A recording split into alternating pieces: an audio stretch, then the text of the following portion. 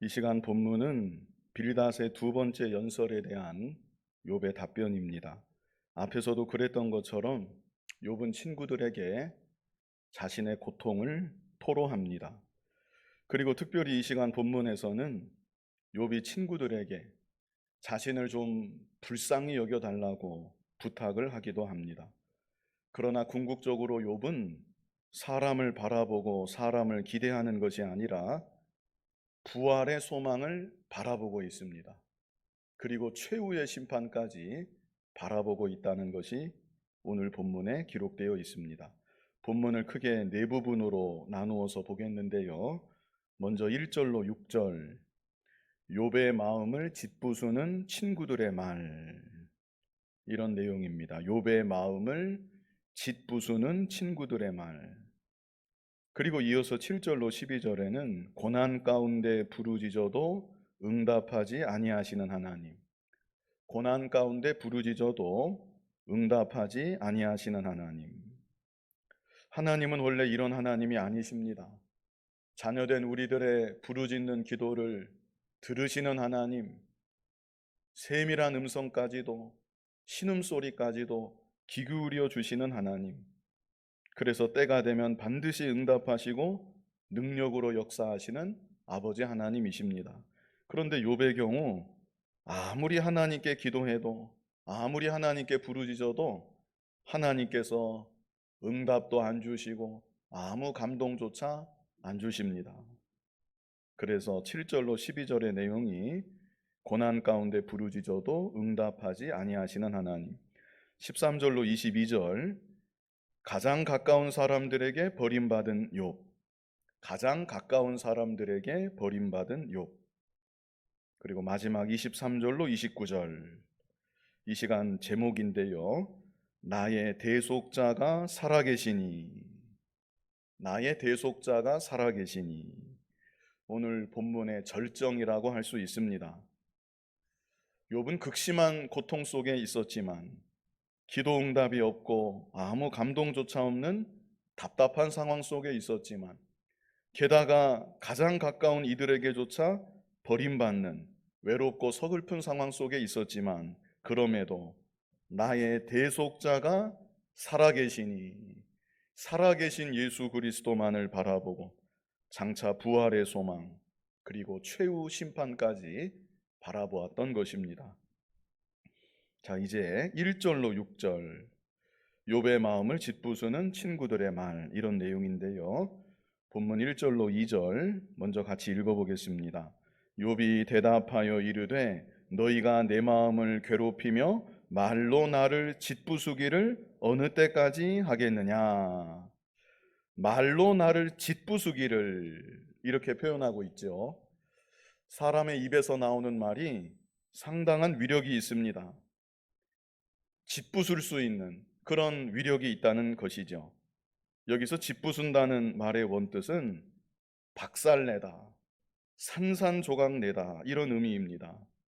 그래서 손으로 꼭 사람을 치지는 않아도 몽둥이를 들어서 사람을 구타하지는 않아도 나의 내뱉는 말로 인해서 연약한 누군가를 산산조각 낼 수도 있는 것입니다. 나는 그냥 무심결에 내뱉은 말이었는데 그 말을 듣는 누군가에게는 도저히 회복할 수 없는 큰 상처가 날 수도 있다는 것입니다. 그러므로 우리들은 말 한마디 한마디 조심할 수 있어야 되는 것입니다. 반대로 반대 입장에서 내가 말을 듣는 입장이라면 무슨 말을 듣든지 말로 인해 상처받거나 낙담하지 않도록 내 마음을 잘 지키고 더욱 견고한 마음이 될 수 있도록 내 자신을 잘 단련해 나아가야 됩니다. 사실 쉬운 일은 아닐 것입니다. 그러나 우리들은 하나님을 믿고 하나님을 섬기는 사람들로서 하나님이 나를 보고 뭐라고 말씀하실까? 사람의 말보다는 나를 향하신 하나님의 음성에 더 많은 관심을 기울이고 하나님 앞에서 살기를 끊임없이 노력하고 훈련해 나아가야 되는 것입니다. 그래서 다른 이들의 시선이나 다른 이들의 말로 인하여서 너무나 쉽게 영향받지 말고 하나님께서 기뻐하시는 뜻을 따라 흔들림 없이 믿음의 길을 계속 걸어갈 수 있어야 되는 것입니다. 욥에게는 분명 이런 믿음이 있었습니다. 그랬기에 끝까지 고난을 참고 견뎌낼 수가 있었던 것이고 믿음의 길에서 이탈하지 않을 수가 있었던 것입니다.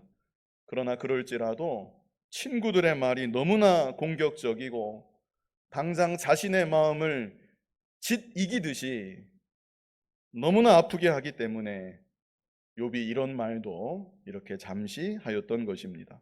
3절에도 보면요, 우리 3절 같이 읽어보겠습니다. 너희가 10번이나 나를 학대하고도 부끄러워 아니하는구나. 학대한다고 이렇게 표현하고 있지요. 말로써 학대한다는 것입니다. 10번이나 나를 학대했다. 여러 번 너무나 공격적이고 험한 말로 욥을 정죄하고 책망하고 몰아붙였던 것입니다. 4절 같이 한번 읽어보겠습니다. 비록 내게 허물이 있다 할지라도 그 허물이 내게만 있느냐. 비록 내게 허물이 있다 할지라도 욥에게 허물이 조금도 없는 것은 아니라는 것입니다. 욥에게도 분명 허물이 있습니다. 그러나 그 허물이 내게만 있느냐. 모든 인간에게는 죄와 허물이 있는 것입니다.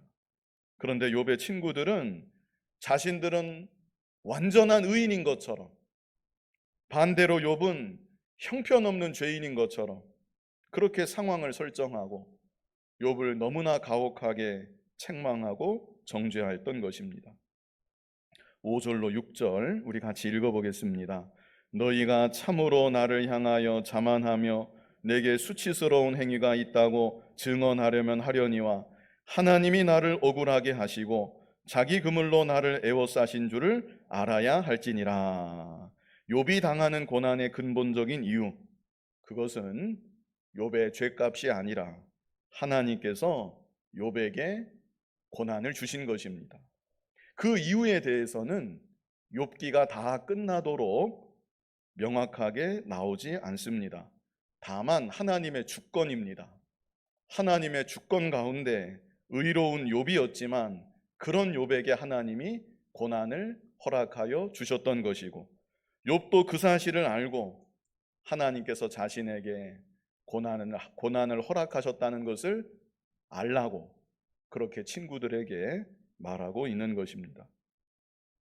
여기까지 1절로 6절, 욥의 마음을 짓부수는 친구들의 말, 우리가 이런 제목으로 보았고요. 다음으로 7절로 12절입니다. 7절로 12절은 고난 가운데 부르짖어도 응답하지 아니하시는 하나님. 친구들이 자신의 마음을 다 짓부수는 이런 마음의 고통을 아는 채 또 욥에게는 육신의 고난도 있습니다. 이런 가운데 바라볼 것은 하나님밖에 없어서 욥이 하나님 바라보고 간절히 부르짖어서 기도하였던 것입니다. 그런데 그럼에도 하나님은 아무 응답도 주지 아니하십니다. 아무 감동조차 주지 않으십니다. 얼마나 욥이 답답하고 힘들었겠습니까? 이제 7절로 12절에 그런 내용이 있습니다. 7절 같이 한번 읽어보겠습니다. 내가 폭행을 당한다고 부르짖으나 응답이 없고 도움을 간구하였으나 정의가 없구나. 하나님께서 응답하지 아니하신다. 나는 이렇게 처절한 상황 가운데 있는데 하나님은 나의 부르짖음에 응답하지 아니하신다. 그리고 8절로 12절에는 자신을 향한 하나님의 처사에 대해서 욥이 여러 가지 말로 표현을 하고 있습니다. 우리 뜻을 생각하면서 8절로 12절을 같이 읽어보겠습니다. 그가 내 길을 막아 지나가지 못하게 하시고 내 앞길에 어두움을 두셨으며 나의 영광을 거두어 가시며 나의 관모를 머리에서 벗기시고 사면으로 나를 허르시니 나는 죽었구나. 내 희망을 나무 뽑듯 뽑으시고 나를 향하여 진노하시고 원수같이 보시는구나.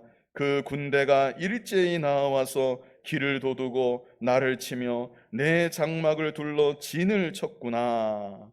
하나님께서 자신의 기도에 응답하지 아니하실 뿐 아니라 마치 자신을 하나님 원수같이 보시는 것 같고, 그래서 하나님이 자신을 치시고 자신을 향해서 하나님이 계속 공격하고 계시다고 이렇게 욥이 표현하고 있습니다. 이유에 대해서는 도무지 알 수가 없습니다. 그래서 욥은 계속 부르짖고 하나님께 부르짖어 기도를 하는데, 그럼에도 하나님은 여전히 아무 응답도 주지 아니하십니다. 얼마나 마음이 답답하고, 또 한편으로는 우리 같았으면 참 너무나 서럽고 하나님을 향해서도 섭섭하지 않았을까, 이런 생각이 듭니다. 자, 이제 13절로 22절, 가장 가까운 사람들에게 버림받은 욥, 이런 내용입니다. 본문 13절 우리 같이 읽어보겠습니다. 나의 형제들이 나를 멀리 떠나게 하시니 나를 아는 모든 사람이 내게 낯선 사람이 되었구나. 자, 욥의 형제들이 욥을 어떻게 했습니까?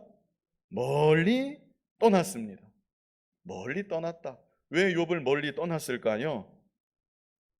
욥 근처에 계속 있다가는 욥이 당하는 고난 혹이라도 조금이라도 자기에게 미치지는 않을까, 그게 두려워서 떠나지 않았을까, 이런 생각이 들고요.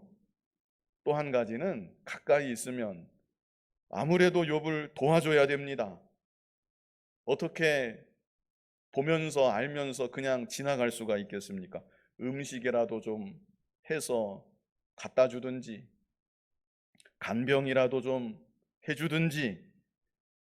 그런데 그것도 하루 이틀도 아니고, 더구나 욥이 조금 잃어버린 것도 아니고 완전히 다 잃어버렸습니다. 재산도 다 잃어버렸고 건강도 다 잃어버렸고, 이거 도와주다가 보면 한도 끝도 없을 것 같습니다. 그래서 그 일이 너무나 부담이 되어서 또 성가시게 느껴져서 형제들이 욥을 아예 멀리 떠나버린 것입니다. 멀리 이사를 가버린 것입니다. 그래서 후반절에는 나를 아는 모든 사람이 내게 낯선 사람이 되었구나. 전에 너무나도 친하게 교제하고 잘 알고 지내던 사람들이었는데 그 사람들이 다 아예 몰랐던 사람들인 것처럼 그런 이 상황이 되었다는 것입니다. 14절 말씀 같이 한번 읽어보겠습니다. 내 친척은 나를 버렸으며 가까운 친지들은 나를 잊었구나. 더 강한 표현입니다. 앞에서 형제들은 욥을 어떻게 했습니까? 멀리 떠났다고 그랬죠. 그런데 친척들은 욥을 어떻게 했습니까? 아예 버렸습니다. 형제들은 욥을 멀리 떠나면서 인사는 했을 것 같습니다.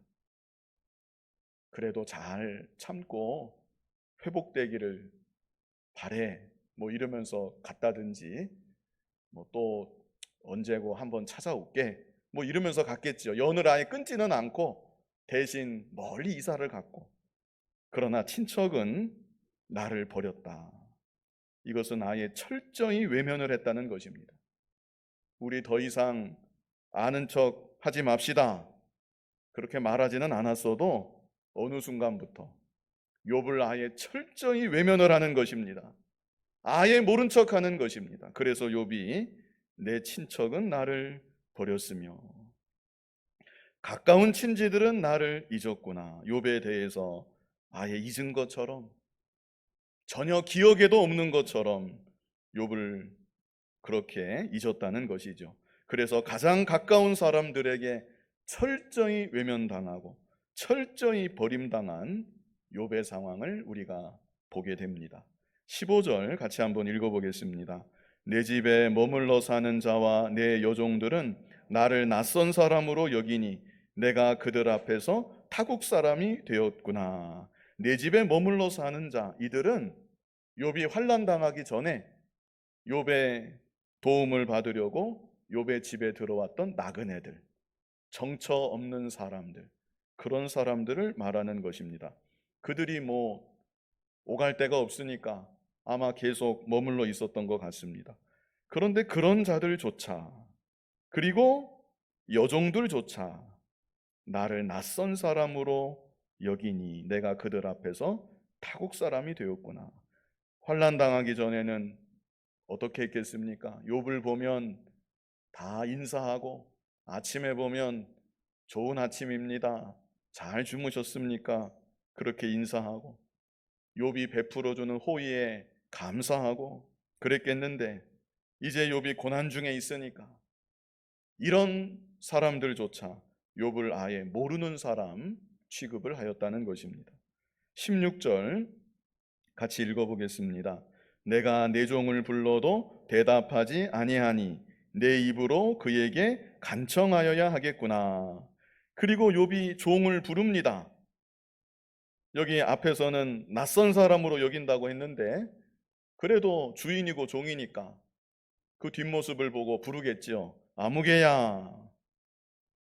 이렇게 큰 소리로는 못 불렀겠지만 아무튼 아무개야, 이렇게 욥이 아파서 부르면 아무 대답도 없습니다.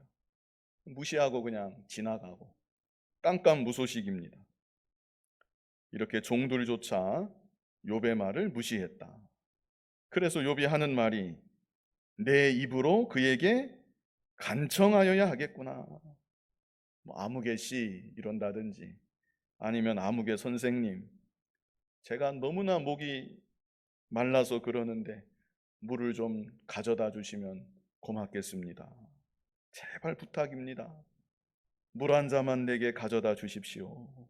이렇게 부탁하여야 되겠다고 욥이 말하고 있습니다. 17절 같이 한번 읽어보겠습니다. 내 아내도 내 숨결을 싫어하며 내 허리의 자식들도 나를 가련하게 여기는구나. 자, 이 구절로 보건대 욥의 아내가 욥을 버리고 집을 나가지는 않았던 것 같습니다. 앞에 2장에서 욥의 아내가 욥에게 뭐라고 말을 했습니까? 당신이 그래도 하나님을 향한 당신의 온전함을 지키겠습니까? 차라리 하나님을 욕하고 죽으십시오. 욥의 아내가 이런 말을 했었지요. 그런데 저는 개인적으로 욥의 아내가 그렇게 나쁜 여자는 아니라고 생각을 합니다. 왜 그런가? 욥의 아내도 욥과 똑같이 고난을 당한 것입니다. 전 재산이 순식간에 다 사라지는, 없어지는 그 고난을 욥의 아내가 함께 겪었습니다. 게다가 어떤 고난을 겪었습니까? 7 아들 3딸이 하루아침에 다 죽는 고난. 어쩌면 이것은 남자보다 여자가 훨씬 더 힘들 수가 있습니다. 남자는 물론 마음이 아프지만 그래도 마음이 좀 여자보다는 무딘 편인데, 이 어머니는 자기 뱃속에서 10달을 품었다가 자기가 직접 낳은 10남매인데 그 7 아들 3딸이 하루아침에 다 죽은 것입니다. 그래서 욥만 힘든 것은 아니라는 것. 욥은 믿음이라도 있지. 하나님이 인정하실 만한 당대 최고의 믿음의 사람이 욥인데 욥과 같은 믿음이 욥의 아내는 아닌 것입니다. 너무나 힘이 들고, 한번 생각을 해보십시오. 정말 마음이 미쳐버릴 것 같은, 아예 돌아버릴 것 같은, 가슴이 터져버릴 것 같은 욥의 아내가 그런 심정이었을 것입니다. 그런데 그러던 중에 겨우겨우 참고 있는데 욥의 모습을 보았더니 이제는 욥의 온몸에 머리부터 발바닥까지 악창이 나서 물러 터지고 고름이 나고 욥은 기와장으로 자기 몸을 긁고 있고, 그 모습을 볼 때 욥의 아내가 그동안 참고 참았던, 누르고 눌렀던 감정이 폭발을 한 것입니다. 너무나 기가 막혀서 당신이 이 지경이 됐는데도 당신은 하나님을 향한 믿음을 저버리지 않는 것입니까? 차라리 하나님을 욕하고 죽으십시오. 아마 욥의 아내가 진심은 아니었을 것이다. 엉엉 울면서 욥의 어깨를 막 두들기면서 엉엉 울면서 말하지 않았겠는가. 저는 그렇게 그림을 그려봅니다. 욥을 저주하면서 그냥 나가 죽으라고 그런 식으로 하는 말은 아니었다는 것입니다. 그래서 욥의 아내를 너무 나쁜 여자로, 형편없이 믿음 없는 여자로 그렇게 생각하면 안 되지 않는가, 그렇게 보고요. 욥과 함께 열남매를 낳았고 그동안 가정을 잘 일구고 경건한 믿음의 가정을 일구었던 여인입니다. 믿음이나 인격이 보통 이상은 되는 그런 여자가 아니었겠는가 싶습니다. 오늘 본문을 보아도 욥의 아내가 욥을 떠나지 않고 욥의 곁에서 욥을 간병하고 있었던 것입니다. 다만 17절에 뭐라고 했습니까? 내 아내도 내 숨결을 싫어하며, 욥이 숨을 쉴 때 몸이 아프니까 아마 역한 냄새가 숨 쉴 때마다 막 속에서 올라왔던 것 같습니다. 그때 욥의 아내가 얼굴을 찌푸렸든지 아니면 자기도 모르게 순간 고개를 돌렸든지 욥이 그 장면을 본 것입니다.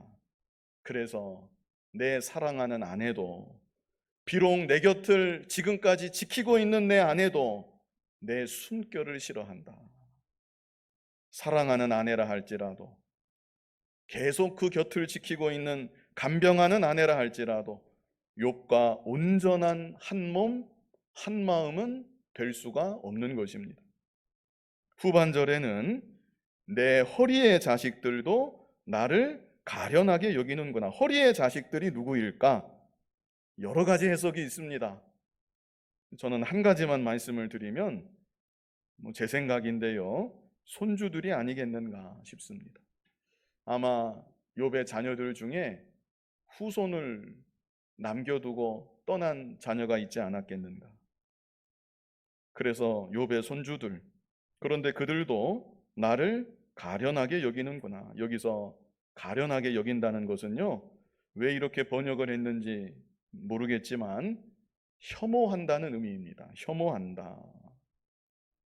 할아버지가 몰골이 되었으니까 할아버지 건강할 때에는 할아버지 하면서 막 손주들이 달려왔겠는데 할아버지가 아프고 몰골이 되고 숨을 쉴 때마다 역한 냄새가 나고 몸에서도 고름이 나고 냄새가 나고, 그러니까 손주들도 할아버지를 다 피하고 할아버지를 싫어한다는 것입니다.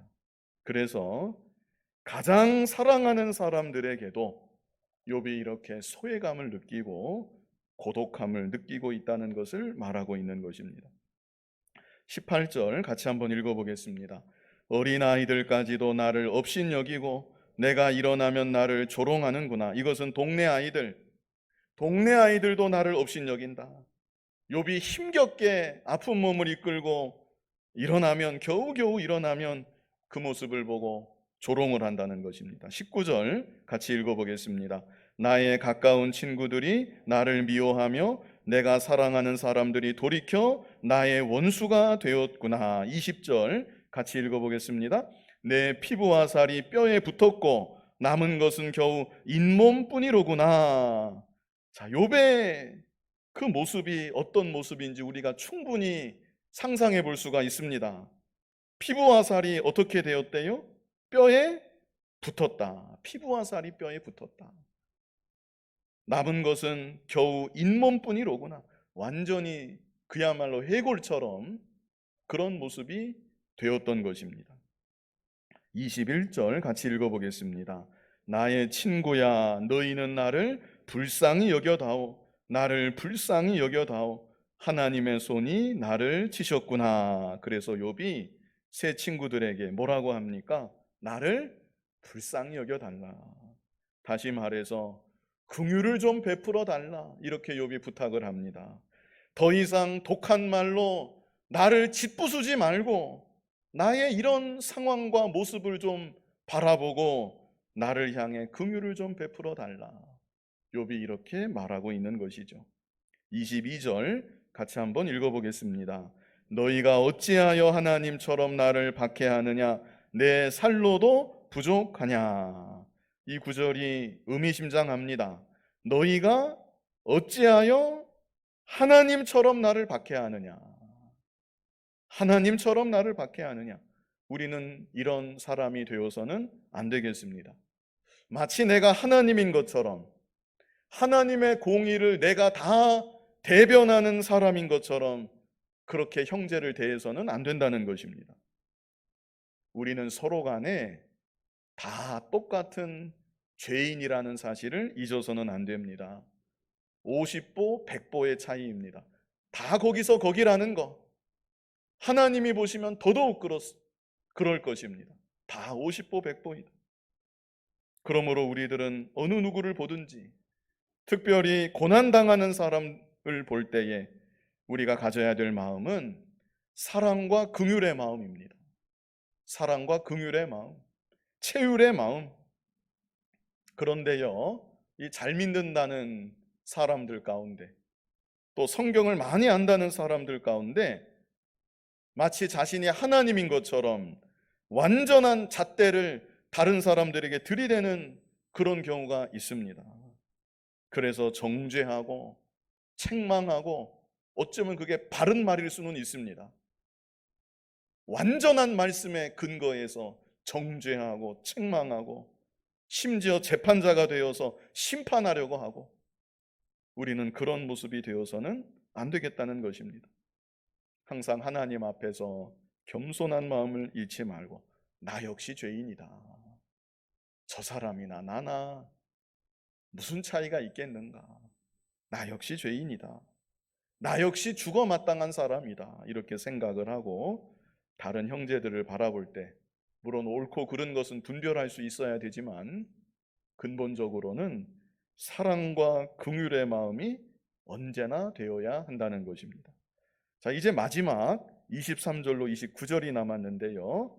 나의 대속자가 살아계시니, 이 부분이 정말로 놀라운 부분입니다. 우리 이제까지 계속 보아왔지요. 1절로 22절까지 내용이 어떤 내용이었습니까?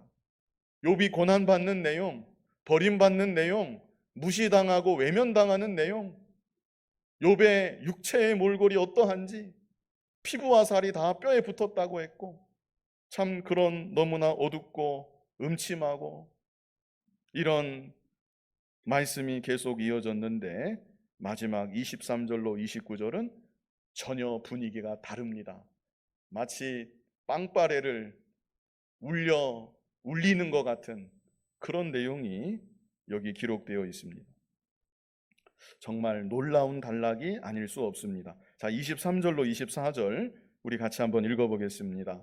나의 말이 곧 기록되었으면, 책에 씌어졌으면, 철필과 납으로 영원히 돌에 새겨졌으면 좋겠노라. 자, 이것은 지금부터 하는 자신의 말이 너무나 중요하기 때문에 이 말만큼은 영원히 기록되었으면 좋겠다. 욥이 그런 소원을 말하고 있는 것입니다.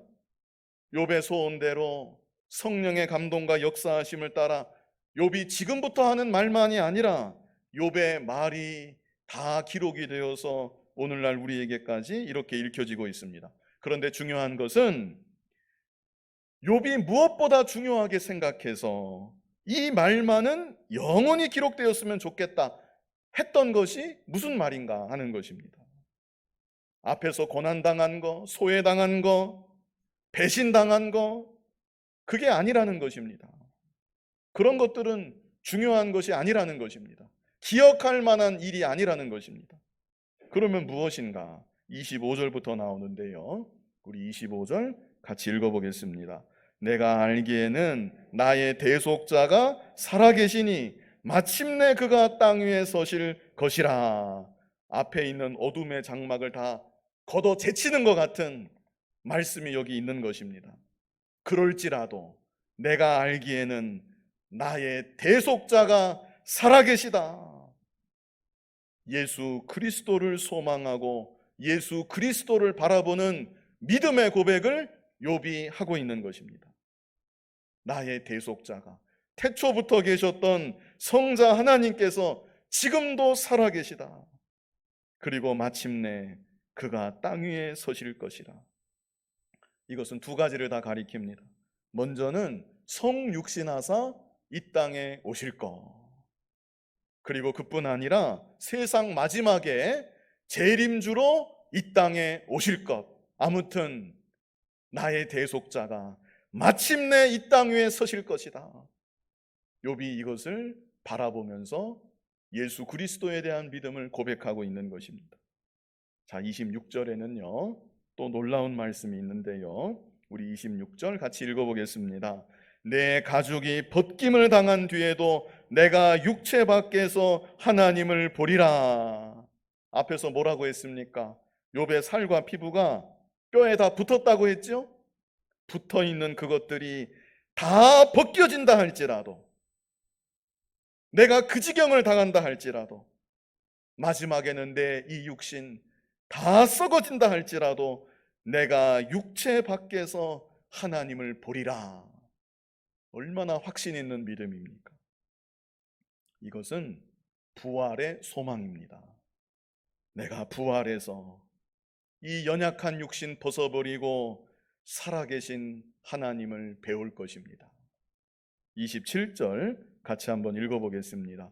내가 그를 보리니 내 눈으로 그를 보기를 낯선 사람처럼 하지 않을 것이라.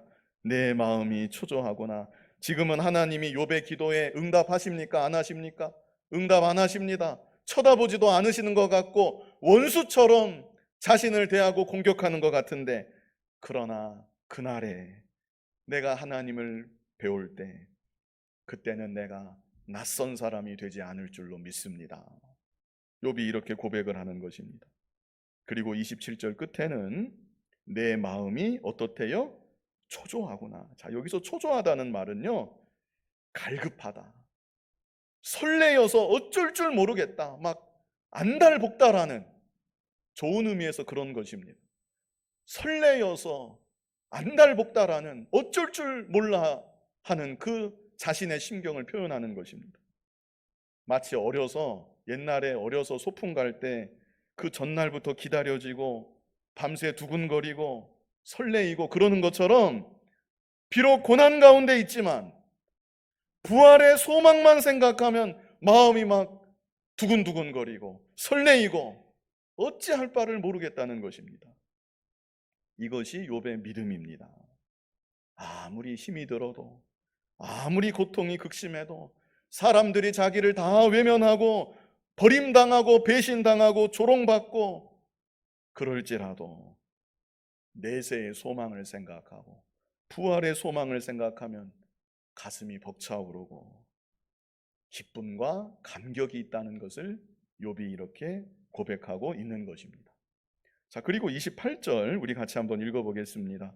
너희가 만일 이르기를 우리가 그를 어떻게 칠까 하며 또 이르기를 일의 뿌리가 그에게 있다 할진대. 자, 너희가 욥의 친구들 말하는 거죠. 너희가 만일 이르기를 우리가 그는 욥이지요. 그를 어떻게 칠까? 계속 욥을 공격할 궁리를 한다는 것이죠. 또 이르기를 일의 뿌리가 그에게 있다. 다 지가 죄지어서 저런 고난 받는 거다. 이렇게 생각하고 욥을 계속 공격할 궁리만 하는 친구들 향해서 말하는 것입니다. 계속 그렇게 나아가면 29절 같이 읽어보겠습니다. 너희는 칼을 두려워할지니라. 분노는 칼의 형벌을 부르나니 너희가 심판장이 있는 줄을 알게 되리라. 자, 이것은 최후 심판을 말하는 것입니다. 지금은 욥이 육신적으로 세상적으로 소생할 소망이 전혀 없습니다. 새 친구들을 향해 항변할 힘도 없습니다. 그럴지라도 마지막 최후 심판이 있다. 그 심판을 생각하고 더 이상 너희들이 이렇게 불의를 행해서는 안 된다. 욥이 친구들에게 권고의 말씀을 주고 있는 것입니다. 그래서 욥은요, 그 믿음이 흔들림이 없습니다.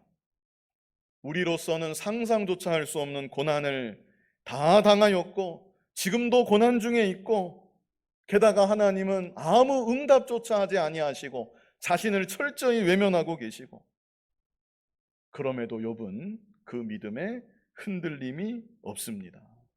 내세의 소망, 부활의 소망만 바라보면 마음이 두근거려서 어찌할 바를 모르겠다, 이렇게 고백을 합니다.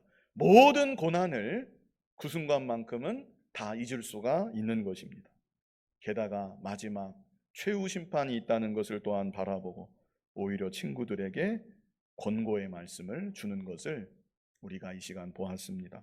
오늘 오전에는 성도의 확신, 영생에 대해서 우리 같이 보았는데요, 공교롭게도 이 밤에도 같은 맥락의 말씀이라고 하겠습니다.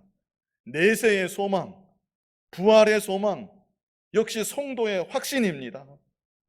저와 여러분에게도 내세의 소망, 부활의 소망이 더욱 선명해져서 이 땅을 살아가는 동안 혹 고난을 당한다 할지라도 고난 중에도 마음의 기쁨을 누리고 무슨 일을 만난다 할지라도 흔들림 없는 견고한 믿음으로 더욱 굳게 세워질 수 있는 저와 여러분 되기를 간절히 바랍니다. 거룩하신 아버지 하나님, 고난 중에도 흔들림 없는 믿음으로 부활의 신앙 고백했던 욥과 같이 우리들에게도 견고한 믿음을 허락하여 주셔서 이 세상 살아가는 동안 주 안에서 기뻐하고 감사하며 하나님께 영광 돌리며 믿음의 길을 끝까지 잘 걸어가는 복된 삶이 되게 하여 주시옵소서. 예수님 이름으로 기도하옵나이다. 아멘.